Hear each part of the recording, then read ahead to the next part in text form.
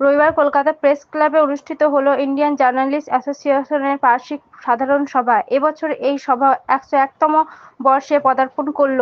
অনুষ্ঠানে বিশেষ অতিথি হিসেবে উপস্থিত ছিলেন কলকাতা প্রেস ক্লাবের সভাপতি স্নেহাশিস সুর, ইন্ডিয়ান জার্নালিস্ট অ্যাসোসিয়েশনের রাজ্য সভাপতি সাবা নায়াকেন, চলচ্চিত্র জগতের বিশিষ্ট সঙ্গীতশিল্পী শ্রেষ্ঠা দাস, চলচ্চিত্র জগতের বিশিষ্ট অভিনেত্রী ঋতুপর্ণা সেনগুপ্ত সহ আইজেএ অন্যান্য নেতৃত্ববৃন্দ এবং ইন্ডিয়ান জার্নালিস্ট অ্যাসোসিয়েশনের বিভিন্ন জেলার কয়েকশো সদস্যবৃন্দ। অনুষ্ঠানে নতুন রাজ্য কমিটি গঠন, আগামী দিনে কোন পথে এগোবে সংগঠন সেই বিষয়েও আলোচনা চলে।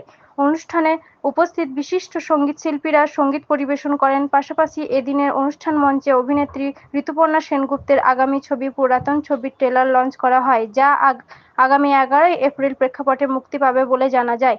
চলুন আমরা শুনে নেব এই বিষয়ে ঋতুপর্ণা সেনগুপ্ত সাংবাদিককে কি বললেন। কলকাতা থেকে আশিস কুমার ঘোষের রিপোর্ট, সারাদিন খবর।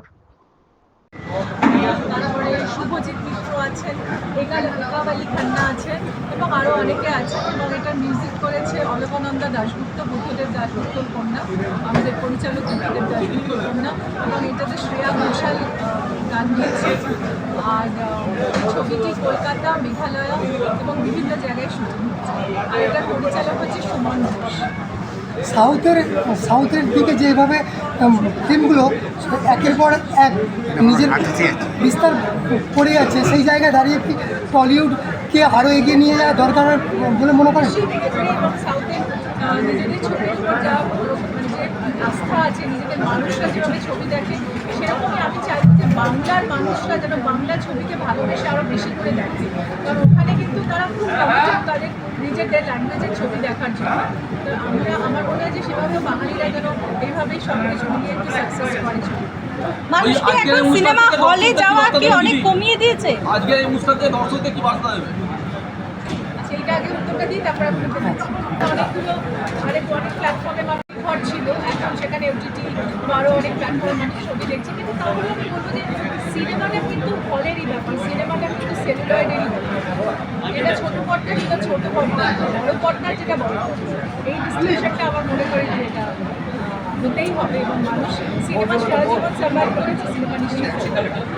আপনার বলছি বাংলা ছবি বর্তমানে অনেক কমে যাচ্ছে, সেই মতো জায়গায় 11 তারিখে আপনার ছবি রিলিজ করছে। আজকের অনুষ্ঠান থেকে দর্শকদের কি বার্তা দেবেন? আমি দর্শকদের একটাই বার্তা দিতে চাই যে দর্শকরা যেন স্বতঃস্ফূর্তভাবে ছবিটি দেখতে আসেন। তারপরে ভালো মন্দ সেটা পরের বিষয়, আপনাদের ভালো লাগবে নিশ্চয়ই আশা করবো। যদি কিছু বক্তব্য থাকে সেটা আপনারা বলতে পারেন, কিন্তু প্রাথমিকভাবে ছবি দেখতে আসা দরকার, ছবিতে যাওয়ার আগ্রহটা থাকা দরকার। তাহলেই কিন্তু বাংলা সিনেমাকে আমরা একটা জায়গা থেকে একটা জায়গায় নিয়ে যেতে পারবো। এক্ষুনি যেটা উনি বলছিলেন সাউথ ইন্ডিয়ান ইন্ডাস্ট্রি, কারণ তারা সাউথ ইন্ডিয়ান ইন্ডাস্ট্রির যারা ল্যাঙ্গুয়েজ, তারা নিজেদের ল্যাঙ্গুয়েজকে ভালোবেসে দেখতে চায় সিনেমা। তখন কিন্তু তারা অপশন থাকলে হলে হিন্দি ছবি দেখেন না, বাংলা ছবি দেখতে চায়।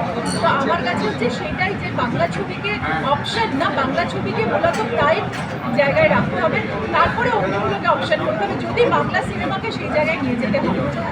দিদি, এই ছবিটাতে যে সামাজিক কোনো বার্তা কিছু আছে সেরকম আকর্ষণীয়? সম্পর্ক নিয়ে তো গল্প, সম্পর্ক ছিল কালে, সম্পর্ক ছিল কালী, যে কোনো ল্যাঙ্গুয়েজেই সম্পর্ক ছিল কালী। তো মা মেয়ের একটা গভীর সম্পর্কের গল্প বলতে, এবং তার সাথে সাথে বিভিন্ন সম্পর্ক আছে এই ছবিতে, হাজব্যান্ড ওয়াইফ, জামাই এবং শাশুড়ি, মেয়ে এবং জামাই, এবং তার হাউস হেল্প, ডোমেস্টিক হেল্পের সঙ্গে অনেক সম্পর্ক। তো অনেকগুলো বিষয় এই ছবিতে আছে, একটা কজও আছে, একটা ডিজিজ নিয়েও কথা বলা আছে, বন্ধুত্বের ছবি এটা। তো অনেকগুলো বিষয় আছে যেগুলো আমার মনে হয় পুরাতন ছবি। Thank you. আজকের সময়